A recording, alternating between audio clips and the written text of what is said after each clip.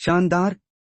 अब पेश है भगवद गीता अध्याय 1 श्लोक 8। इस तरह जैसे आप किसी ऐतिहासिक युद्ध गाथा का अगला दमदार सीन सुन रहे हों, जहां हर नाम एक तूफान है और हर शब्द युद्ध की घंटी।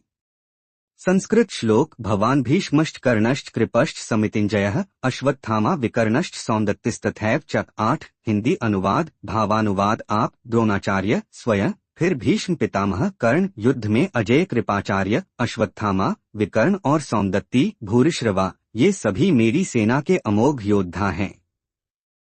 रोमांचक और ध्यान खींचने वाली व्याख्या। यहाँ दुर्योधन अब अपने पत्ते खोल रहा है, और ये साधारण पत्ते नहीं, ये युद्ध के ट्रम्प कार्ड्स हैं। हर नाम ऐसा है जैसे वो खुद युद्ध का एक पूरा अध्याय हो। द्रोणाचार्य जिनके शिष्य अर्जुन हैं, पर अब वो खड़े हैं कौरवों की ओर, और उनकी नजरें तलवार की धार जितनी तेज हैं।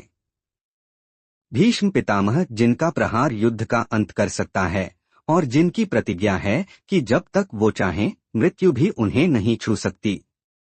कर्ण सूर्यपुत्र, एक ऐसा धनुर्धर जिसे खुद भगवान ने सराहा है, और जो अर्जुन का काल बनकर तैयार खड़ा है।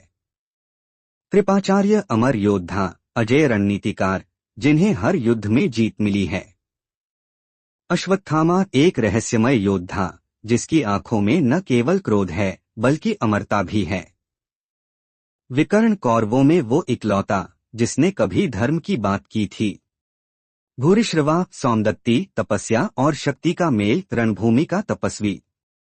अब सस्पेंस यहाँ है। यह सेना दिखने में अपराजेय लगती है, लेकिन क्या ये सब वास्तव में एकजुट हैं? क्या उनके भीतर छिपे द्वंद्व और मोह युद्ध की दिशा बदल देंगे? क्या इन महारथियों के सामने पांडव टिक पाएंगे, या कोई और चाल लिखेगी इतिहास? और फिर आगे आने वाला श्लोक 9 छेड़ता है एक नई लहर। कौन है वो योद्धा जो कम प्रसिद्ध हैं, पर जिनकी उपस्थिति युद्ध की चाल पलट सकती है? आइए अगले श्लोक में खोजें छिपे हुए मोहरे, जिन्हें दुर्योधन अभी तक गुप्त रखे था। तैयार हो, क्योंकि असली खेल अब शुरू होने वाला है।